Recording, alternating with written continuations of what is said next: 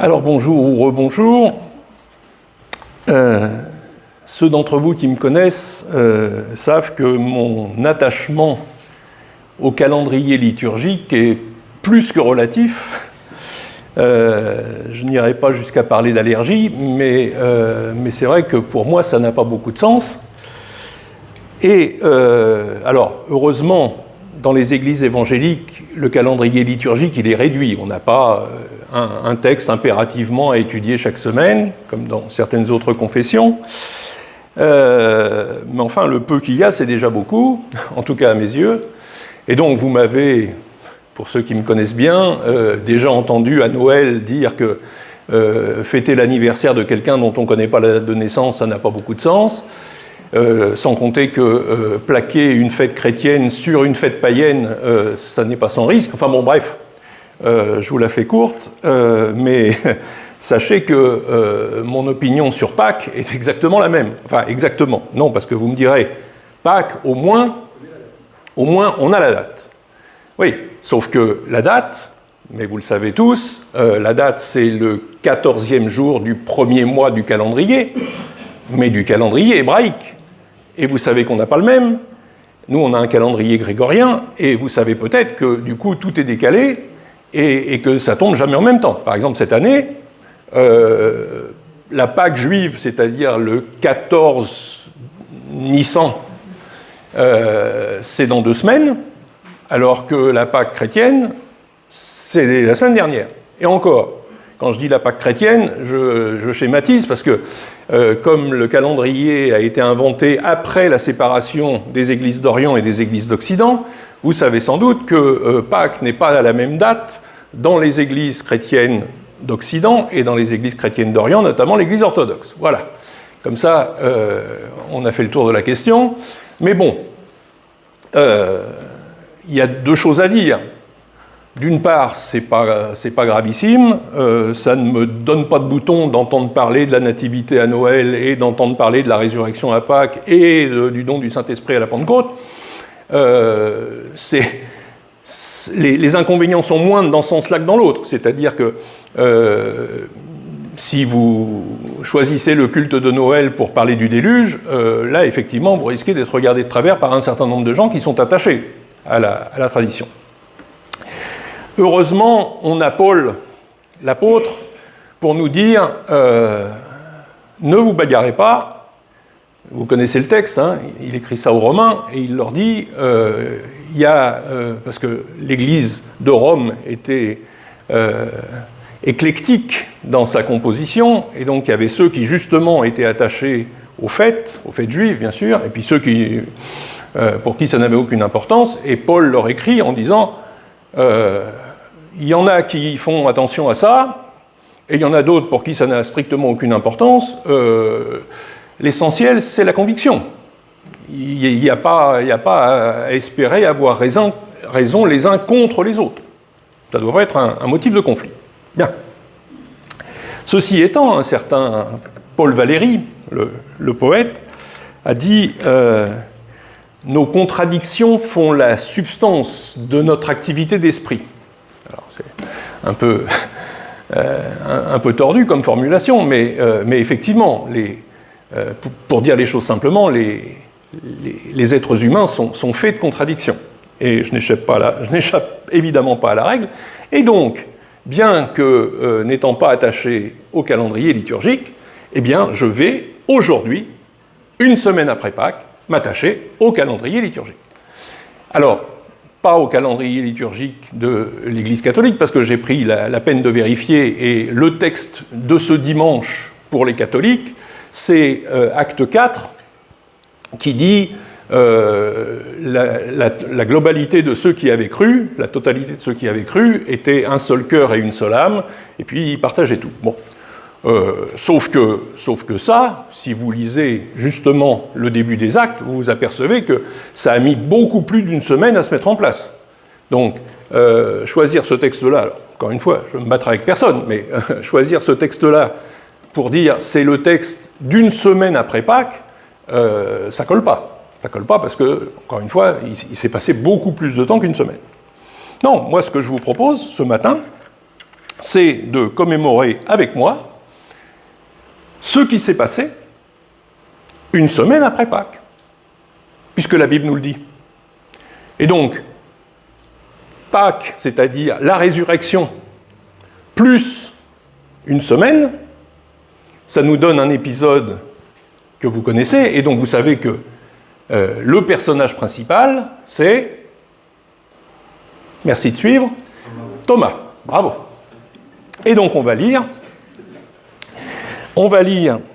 ce qui concerne Thomas dans l'évangile de Jean. Alors j'ai eu peur tout à l'heure que Marielle écrase un peu mes plates-bandes, mais par chance, c'était plus loin. Alors, je reprends pour bien comprendre. Alors, je ne vais pas... Luc, la semaine dernière, a expliqué tout ce qu'il y avait à dire sur le jour même de la résurrection, donc je n'y reviens pas, mais je le lis quand même, parce que ce qui s'est passé une semaine avant éclaire ce qui s'est passé une semaine après. Le soir de ce même jour, donc le même jour, c'est le jour de la résurrection, c'est le jour où on trouve le tombeau vide. Le soir de ce même jour, qui était le premier de la semaine, donc le lendemain du sabbat, alors que par crainte des Juifs, les portes de la maison où se trouvaient les disciples étaient verrouillées, Jésus vint. Il se tint au milieu d'eux et il leur dit « La paix soit avec vous ». Tout en parlant, il leur montra ses mains et son côté. Attention, tout en parlant, il leur montra ses mains et son côté. En voyant le Seigneur, les disciples furent tout à la joie. Alors à nouveau, Jésus leur dit « La paix soit avec vous. Comme le Père m'a envoyé, à mon tour je vous envoie. » Ayant ainsi parlé, il souffla sur eux et il leur dit « Recevez l'Esprit Saint. Ceux à qui vous remettrez les péchés, ils leur seront remis. Ceux à qui vous les retiendrez, ils leur seront retenus. » Et donc, la semaine s'écoule, et pendant la semaine, qu'est-ce qui se passe ? Cependant, Thomas, l'un des 12, celui qu'on appelle Didyme, n'était pas avec eux lorsque Jésus vint. Les autres disciples lui dirent donc « Nous avons vu le Seigneur ». Mais il leur répondit « Si je ne vois pas dans ses mains la marque des clous, et si je n'enfonce pas mon doigt à la place des clous, et si je n'enfonce pas ma main dans son côté, je ne croirai pas. » Or, 8 jours plus tard, et je n'invente rien, on est bien 8 jours plus tard, en réalité 7 jours plus tard, puisqu'ils ont pris l'habitude de se réunir le premier jour de la semaine, donc le dimanche, et donc on est le dimanche suivant, et ils sont donc de nouveau réunis. Donc 8 jours plus tard, les disciples étaient à nouveau réunis dans la maison, et Thomas était avec eux. Jésus vint, toute porte verrouillée, il se tint au milieu d'eux et leur dit « La paix soit avec vous ». Ensuite, il dit à Thomas « Avance ton doigt ici et regarde mes mains, avance ta main et enfonce-la dans mon côté, cesse d'être incrédule et deviens un homme de foi. » Thomas lui répondit « Mon Seigneur et mon Dieu ». Jésus lui dit « Parce que tu m'as vu, tu as cru, heureux ceux qui, sans avoir vu, ont cru. » Voilà. Et donc c'est à cet épisode que je voudrais vous inviter à réfléchir ce matin. Alors, on va dire une petite parenthèse. Je connais l'arrière-plan, on va dire ecclésial de certains d'entre vous, et peut-être y en a-t-il, en tout cas, cette Église en a compté un certain nombre. Peut-être encore certains d'entre vous sont-ils dispensationalistes. Alors, pour ceux qui ne connaissent pas le terme, dispensationaliste, ça veut dire que c'est une conception de l'histoire, et singulièrement de l'histoire du salut, qui est faite de périodes distinctes, et donc les événements s'emplacent à l'intérieur d'une période.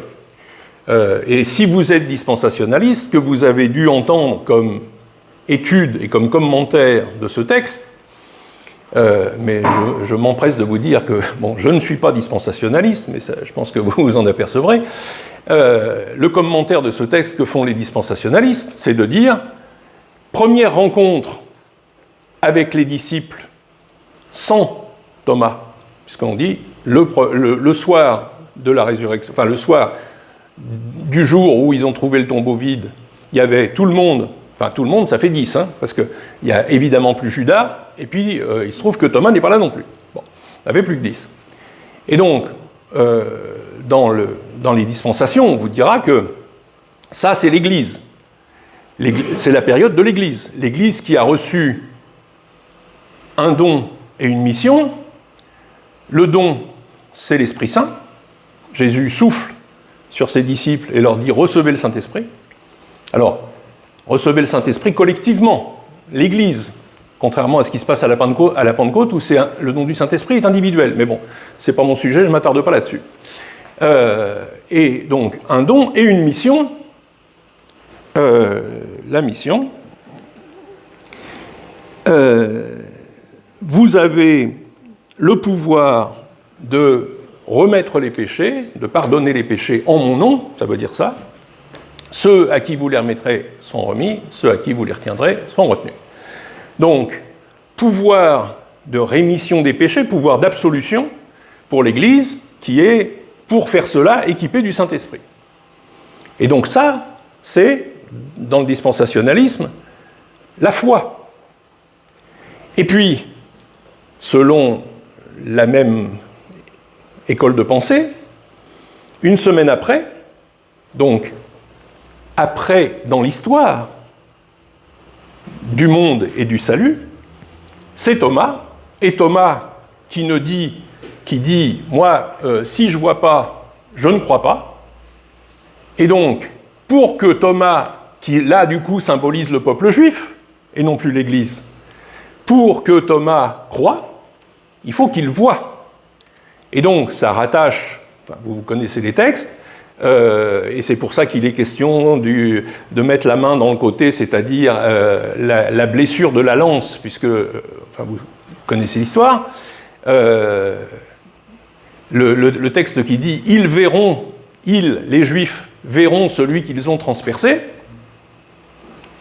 c'est donc l'opposition dans le dispensationalisme, mais je m'arrête parce que ce n'est pas mon sujet non plus, dans le dispensationalisme, c'est l'opposition entre la foi de l'Église, à qui Dieu donne l'Esprit Saint et la mission de pardonner les péchés en son nom, et le judaïsme qui, mordicus, refuse de croire, jusqu'au moment où Jésus apparaîtra, et là, effectivement, ils seront bien obligés de reconnaître celui qu'ils ont percé, comme Thomas a été obligé de dire « Ah bah oui, effectivement, c'est bien lui, le Seigneur et le Dieu ».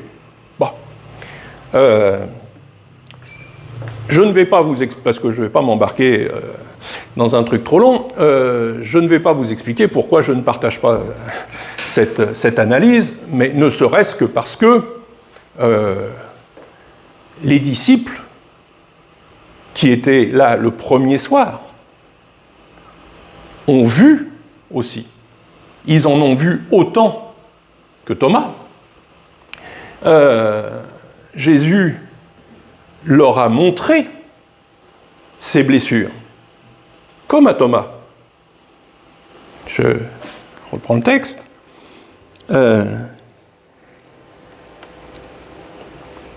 Tout en parlant, il leur montra ses mains et son côté. En voyant le Seigneur, les disciples furent tout à la joie. Il leur a dit « Tenez, regardez, c'est bien moi ». Alors, c'est vrai que c'est compliqué, les apparitions de Jésus entre sa résurrection et son ascension, parce que, et Luc l'a très bien expliqué la semaine dernière, il y a des choses qui s'apparentent à ce qu'il était avant sa mort, notamment les blessures, et il y a des choses qui s'apparentent à ce qu'il est ressuscité, c'est-à-dire pas exactement le même, puisque contrairement à Lazare, c'est pas la résurrection de Jésus, c'est pas la vie qui continue au lieu de s'arrêter.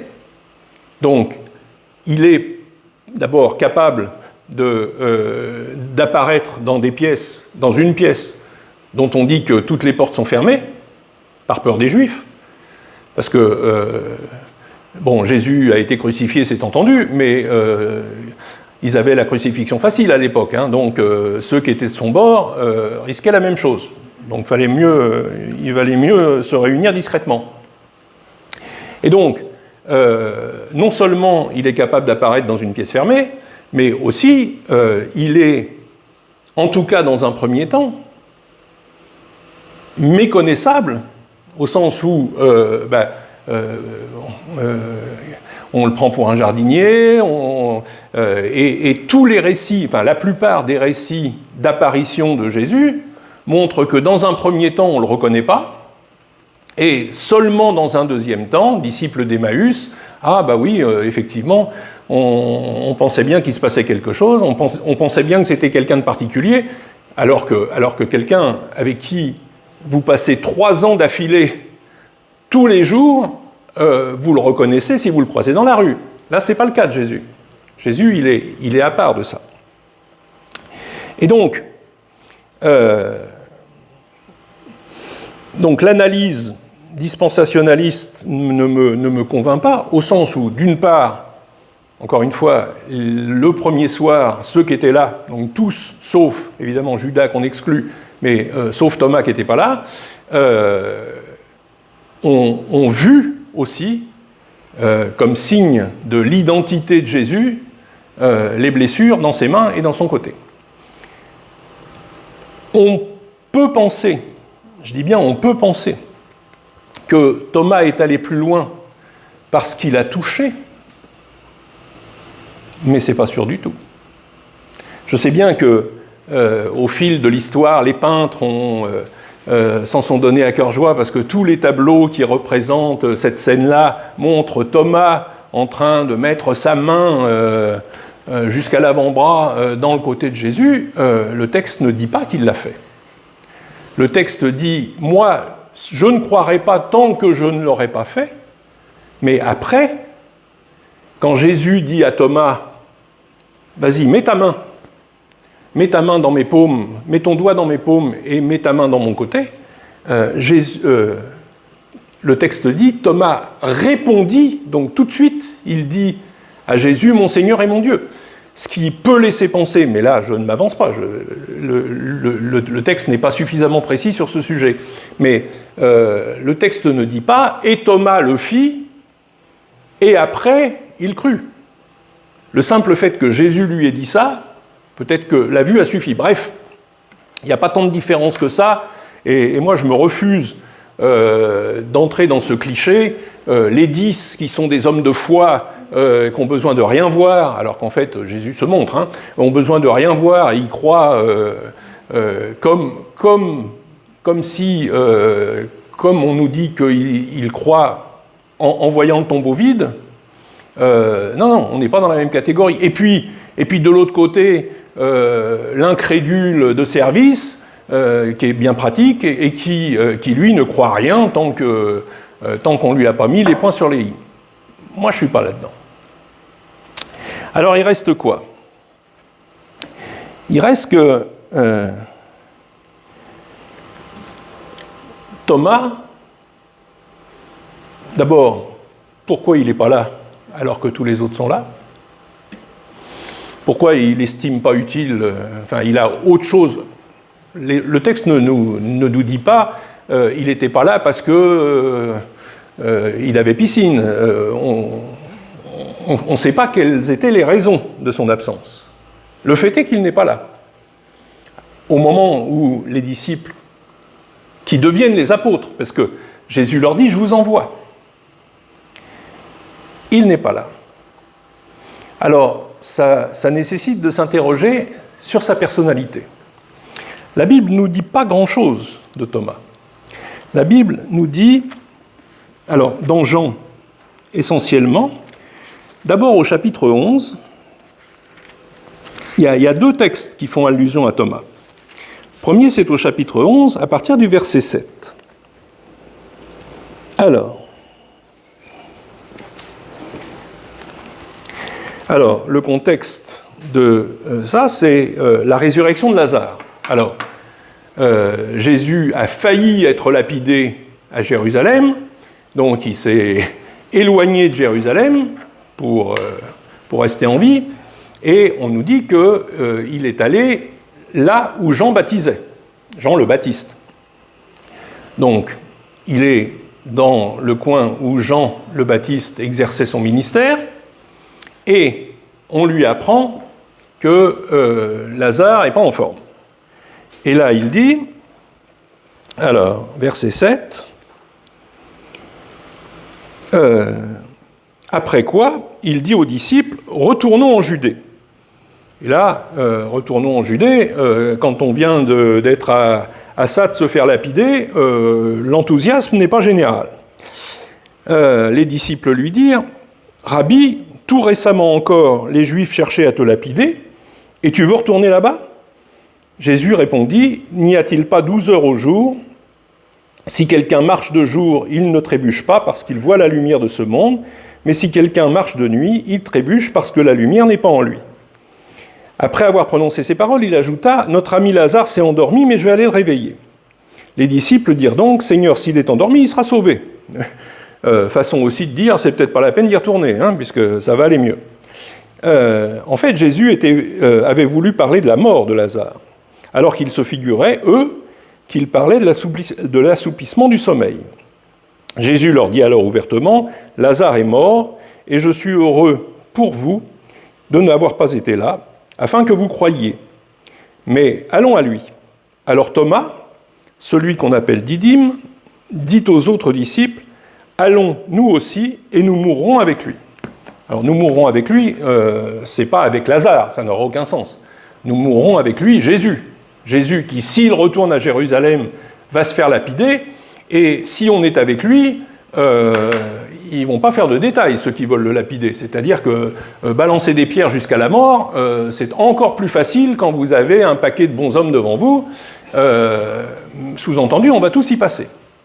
Et là, Thomas, alors que les autres disent « c'est peut-être pas la peine d'y aller puisque son état de santé va s'améliorer sans qu'on soit là », Thomas prend le contre-pied en disant « si, on y va ». Et là, le mot qui vient pour qualifier Thomas, c'est « courage », bien sûr. Et le même Thomas, on en parle une deuxième fois, au chapitre 14, le début du chapitre 14, où Jésus dit « Que votre cœur ne se trouble pas, vous croyez en Dieu, croyez aussi en moi. Dans la maison de mon Père, il y a beaucoup de demeures. Sinon, vous aurais-je dit que j'allais vous préparer le lieu où vous serez. Lorsque je serai allé vous le préparer, je reviendrai et je vous prendrai avec moi, si bien que là où je suis, vous serez aussi. Quant au lieu où je vais, vous en connaissez le chemin. » Thomas lui dit, « Seigneur, nous ne savons même pas où tu vas. Comment en connaîtrons-nous le chemin ?» Jésus lui dit, « Je suis le chemin, et la vérité, et la vie. Personne ne va au Père si ce n'est par moi. Si vous me connaissez, vous connaîtrez aussi mon Père. » Là, l'intervention de Thomas, avec une franchise qu'on peut aussi mettre à son crédit, c'est j'ai rien compris à ce que tu nous racontes. Donc Jésus explique, je vais aller vous préparer une demeure dans la maison de mon Père. C'est un propos, j'allais dire spirituel, qui passe largement au-dessus de la tête de Thomas, qui dit qu'à la franchise, et encore une fois c'est l'adjectif qu'on peut mettre sur cet épisode-là, qu'à la franchise de dire à Jésus, faut être plus clair que ça si tu veux que je comprenne, parce que moi ça ne me parle pas ça. Tout ce que j'entends, c'est que tu vas aller quelque part, et qu'on est censé y aller aussi, et qu'on connaît le chemin, alors que chemin, et Jésus, ça donne l'occasion à Jésus de dire cette parole essentielle, je suis le chemin, la vérité et la vie. Le but, c'est-à-dire là où je vais, c'est mon Père, et alors c'est pas non plus mon sujet, mais c'est important de faire la distinction. Il dit pas c'est le ciel ou c'est le paradis, et ça c'est une leçon pour nous, une leçon pour moi. Le but de notre route, c'est Dieu lui-même, c'est le Père. C'est pas le paradis où tout sera bien, ou plein de fleurs, ou le ciel assis sur un petit nuage. Non, c'est la présence de Dieu. Et le chemin, c'est Jésus lui-même. Et c'est ça que Jésus doit dire à Thomas pour que Thomas comprenne. Et Thomas a été, j'allais dire, celui qui a eu la franchise de dire « il faut que tu nous en dises plus ». Donc, pris séparément, ces deux textes révèlent le courage et la franchise. Mais si on les met ensemble, alors à partir de là, ce que je dis, ça m'est propre, c'est-à-dire vous ne le lirez nulle part, enfin c'est ma réflexion personnelle, donc vous avez a fortiori le droit de ne pas être d'accord ou de ne pas être convaincu. Mais moi j'ai réfléchi à ce que pouvait être le fait de conjuguer les deux textes. Qu'est-ce qu'il y a comme dénominateur commun dans l'attitude de Thomas, qui dit à Jésus, enfin qui dit aux autres disciples, dans le premier texte, on va aller avec lui, même si au bout du chemin il y a la mort, on va aller avec lui. Et qui là dit, explique-moi où tu vas et comment on y va. Eh bien, le dénominateur commun que j'ai trouvé, c'est l'angoisse de la séparation. L'idée même qu'il pourrait être séparé de Jésus, soit parce que Jésus s'en ira tout seul à Jérusalem, parce que, quitte à se faire lapider, bah, vas-y tout seul, hein, mon gars. Nous, on ira une autre fois. Hein. Moi, me prendre des cailloux sur la tronche, merci, ça va bien. Ici, on est en sécurité, on y reste. Surtout que Lazare, apparemment, ça va s'améliorer. Thomas, il est hanté par l'angoisse de la séparation. Si Jésus s'en va et qu'on reste, on ne sera plus ensemble. Et le mot qu'il ne comprend pas, je vais vous préparer une place, vous savez où je vais, vous savez le chemin, non, on ne sait pas. Il faut que tu expliques parce que moi, je ne sais pas. Moi, Thomas, je ne sais pas où tu vas et je ne sais pas comment tu y vas. Et ça, je ne peux pas le supporter. L'angoisse de la séparation. Et l'angoisse de la séparation, alors, vous avez le droit de penser que c'est tiré par les cheveux ce que je vais dire. Mais c'est une caractéristique de la gémellité.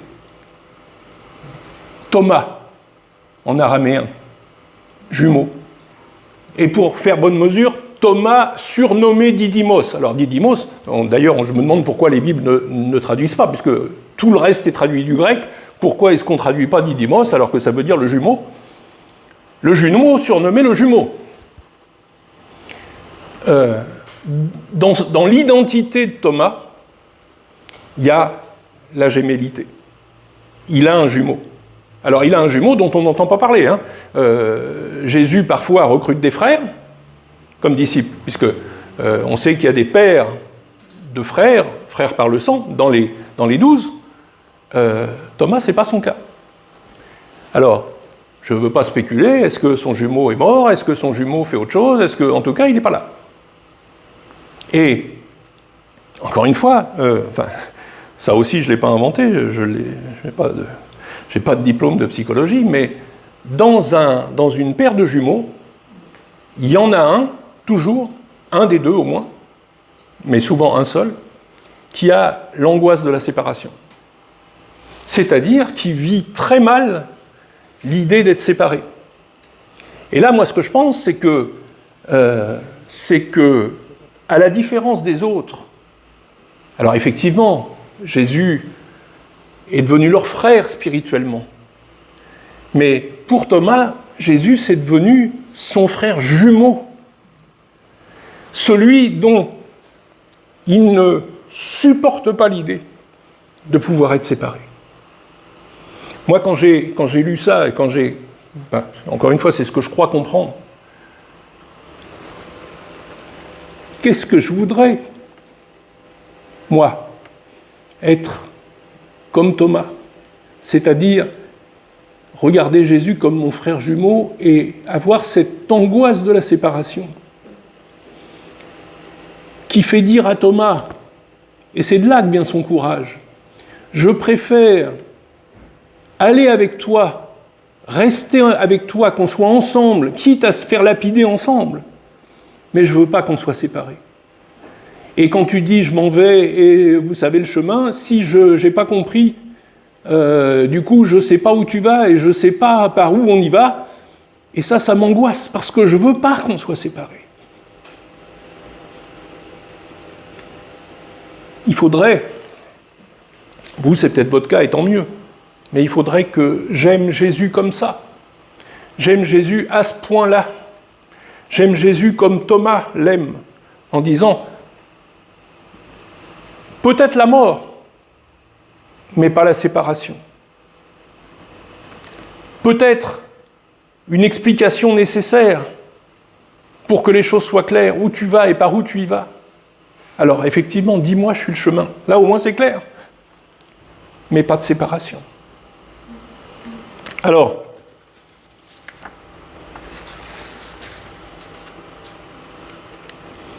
il a, dans cette phrase qui consiste à dire, on va, dans le premier des textes, hein, on va aller à Jérusalem, mais on va y aller ensemble. Et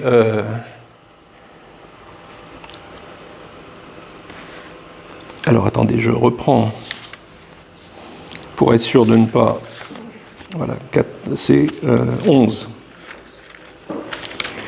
Une parole prémonitoire, je vais pas dire prophétique, mais prémonitoire.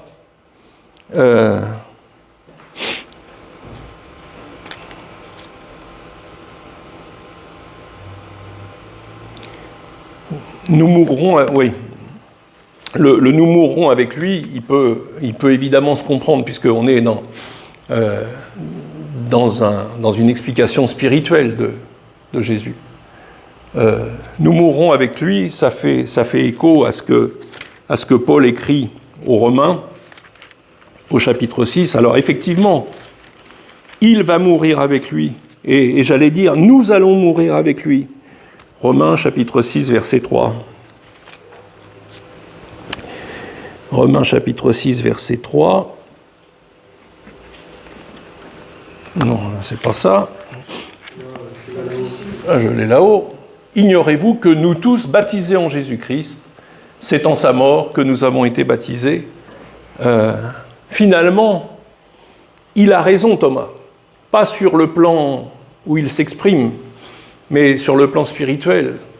Il a cette parole prémonitoire de dire il faut qu'on meure avec lui. Si on est vraiment attaché à lui, si on est vraiment jumelé avec lui. Alors, comme des frères jumeaux, tout ce qui lui arrive nous arrive. S'il est crucifié, on est crucifié avec lui. S'il est, et c'est l'essentiel, ressuscité, on est ressuscité avec lui. Et ça, il le dit sans même comprendre ce qu'il annonce. Mais nous mourrons avec lui.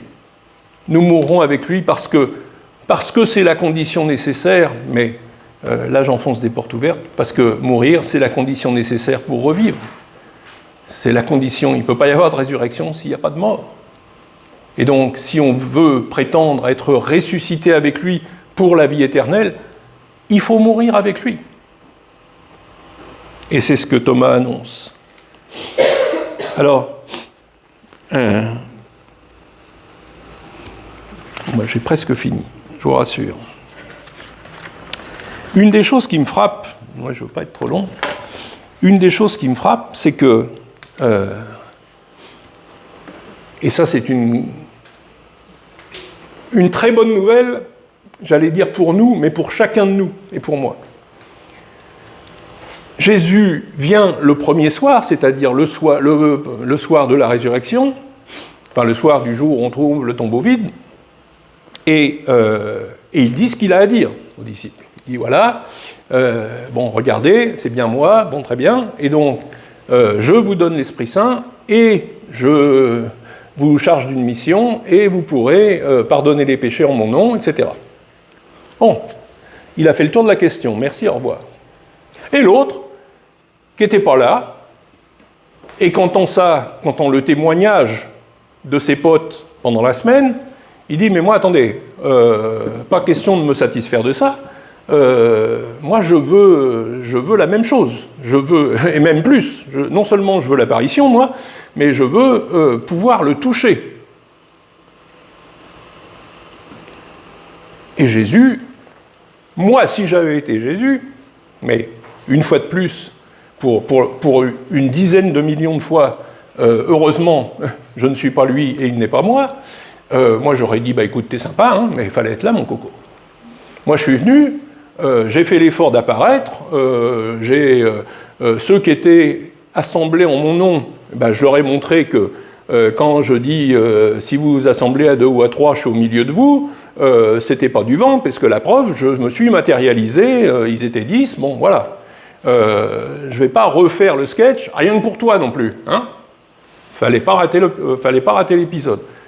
Et Jésus, qui ne vient que pour ça, parce qu'on nous dit, au bout d'une semaine, il apparaît, et il ne fait que ça, c'est-à-dire que confirmer à Thomas qu'il est bien le ressuscité, ça veut dire que Jésus accède à la demande de... Il n'a rien de plus à leur dire aux autres. Il ne leur dit pas, et au fait, puisque on s'est vu la semaine dernière, je vais compléter ce que je vous avais dit la semaine dernière, parce que je ne vous ai pas tout dit, et je vous en raconte un peu plus. Non, non, non. Il ne revient que pour, j'allais dire faire plaisir, en tout cas satisfaire la demande de Thomas, qui dit, moi, je veux une apparition individuelle, rien que pour moi. Et cette complémentarité entre l'individuel et le collectif d'abord et l'individuel après, Jésus apparaît à la collectivité de ses disciples, mais il apparaît aussi à un disciple qui dit « Ah ben moi j'étais pas là, mais je veux quand même avoir la même révélation ». Ça, c'est l'harmonie qu'on connaît, c'est-à-dire une relation d'église, de disciples collectivement avec Jésus, le Seigneur. Collectivement, c'est-à-dire, il nous a dit collectivement, voilà l'Esprit Saint. Et il nous a dit collectivement, voilà, vous pouvez pardonner les péchés en mon nom. Ça, il le dit à l'Église. Et puis, ça n'empêche pas que chacun, individuellement, est appelé à rencontrer le ressuscité. Rien que pour moi, il s'est révélé. Là, vous n'êtes pas concernés par ça. On est concernés les uns et les autres par ce que Jésus ressuscité donne à son Église, à la collectivité de ses disciples. Ça nous concerne, et ça nous concerne tous, et ça nous concerne en même temps. Mais par contre, il y a aussi une dimension individuelle, et là, on est tous des Thomas, c'est-à-dire que si on n'a pas la révélation personnelle de sa résurrection, c'est pas le témoignage des autres qui va nous convaincre. Ils ont essayé. Pendant la semaine, ils lui ont dit, mais enfin, on n'est pas complètement débile, on te dit qu'on l'a vu. On te dit qu'on a vu ses blessures. On te dit, on n'a quand même pas été victime d'une hallucination collective à ce point-là. Enfin, ça fait 3 ans qu'on se connaît, tu nous fais confiance, on n'est pas des timbrés. C'est-à-dire, tu pourrais nous croire quand même. Non. Il y a une dimension individuelle, et cette dimension individuelle, elle est irremplaçable. Le témoignage de l'Église, oui, je l'ai entendu. J'ai entendu des gens me dire que Christ était ressuscité. Mais si son esprit n'avait pas, à l'intérieur de moi, confirmé cette affirmation et confirmé l'étendue de l'amour qu'il a pour moi, les récits des autres, ça va bien. Hein, on sait quelle confiance on peut faire dans l'être humain. Même la Bible dit qu'il ne faut pas faire confiance. Alors, méfiance. Mais si par contre, il y a la révélation collective et la révélation individuelle qui portent exactement sur la même chose, alors là, oui, je crois. J'en termine. Eh oui, c'est que il faut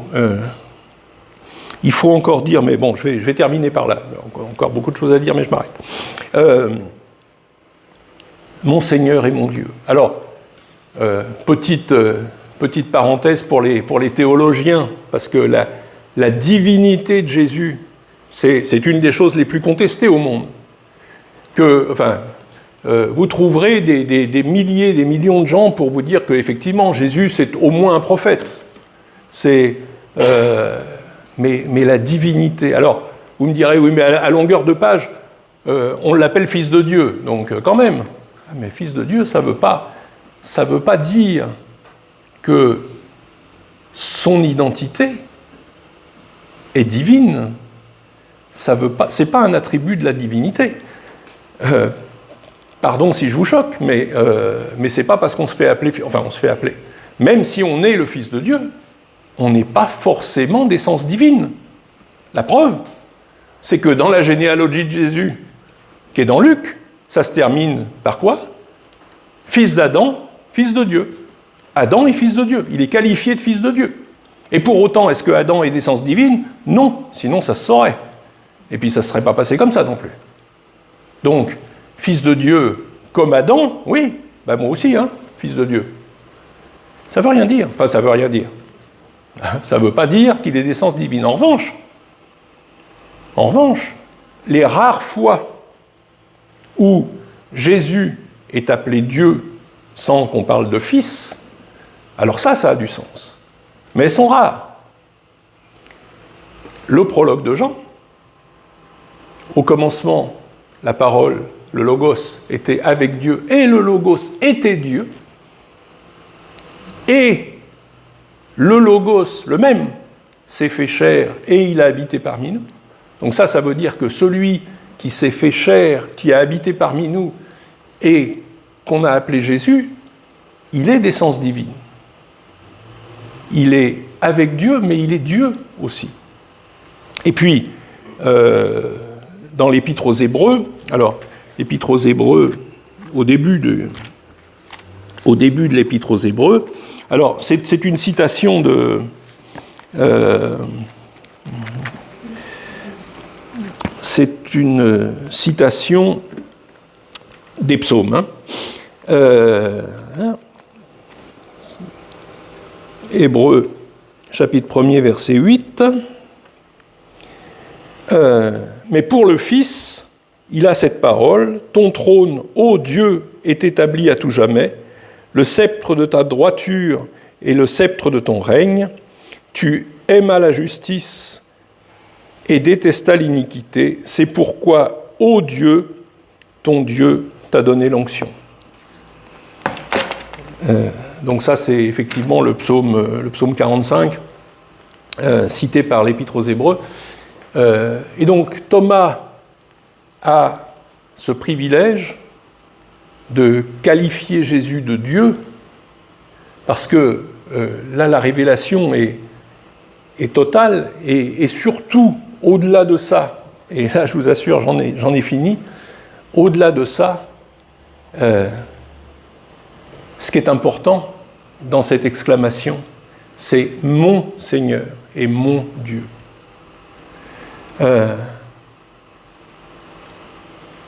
Vous connaissez la parole de Jésus, c'est pas ceux qui m'appellent Seigneur, Seigneur, qui vont entrer dans le royaume.